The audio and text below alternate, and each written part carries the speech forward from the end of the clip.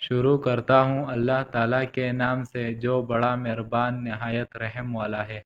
حضرت سعد بن ابی وقاص رضی اللہ تعالیٰ عنہ بیان کرتے ہیں، ہم رسول اللہ صلی اللہ علیہ وآلہ وسلم کی خدمت میں حاضر تھے تو آپ صلی اللہ علیہ وسلم نے فرمایا، کیا تم میں سے کوئی روزانہ 1000 نیکی کمانے سے عاجز ہے؟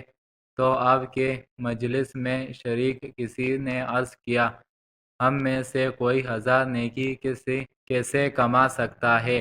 آپ صلی اللہ علیہ وسلم نے فرمایا، 100 مرتبہ سبحان اللہ کہنے سے اس کے لیے 1000 لکھی جاتی ہے یا اس کے 1000 گناہ مٹا دیے جاتے ہیں۔ حضرت ابو ذر رضی اللہ تعالیٰ عنہ بیان کرتے ہیں، رسول اللہ صلی اللہ علیہ وآلہ وسلم سے دریافت کیا گیا، کون سا کلام افضل ہے؟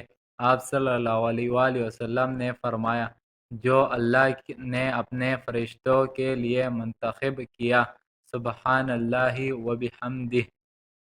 حضرت جویریہ رضی اللہ تعالیٰ عنہ سے روایت ہے کہ نبی صلی اللہ علیہ وآلہ وسلم نماز فجر پڑھنے کے لیے صبح کے وقت ان کے پاس سے تشریف لے گئے کہ وہ اپنی جائے نماز پر تھی، پھر آپ چھت کے وقت ان کے پاس تشریف لے آئے تو وہ وہیں بیٹھی ہوئی تھی۔ آپ صلی اللہ علیہ وآلہ وسلم نے فرمایا، آپ اسی حالت میں رہی جس پر میں نے آپ کو چھوڑا تھا۔ انہوں نے عرض کیا، جی ہاں۔ نبی صلی اللہ علیہ وآلہ وسلم نے فرمایا، میں نے آپ کے پاس سے جانے کے بعد 3 کلمات میں 4 مرتبہ پڑھے ہیں، اگر ان کا آپ کے دن بھر کے ہوئے کلمات کے ساتھ وزن کیا جائے تو وہ ان پر بھاری ہوں گے۔ سبحان اللہ و بحمدہ عدد خلقہ ورضا نفسہ وزینت عرشہ ومداد کلمہ۔ کہ اللہ اپنی حمد کے ساتھ اپنی مخلوق کی تعداد کی رضا، اپنے عرش کے وزن اور اپنے کلمات کی روشنائی کے برابر۔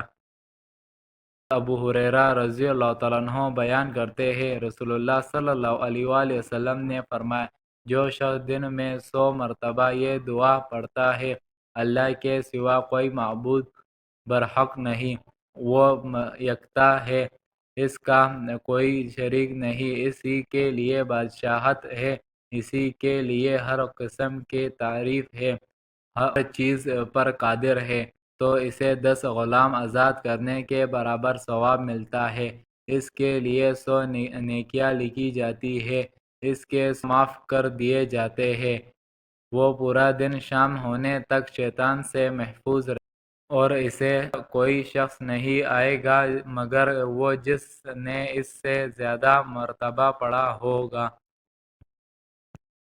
اللہ تعالیٰ ان احادیثوں پر ہمیں عمل کرنے کی توفیق عطا فرمائے، آمین۔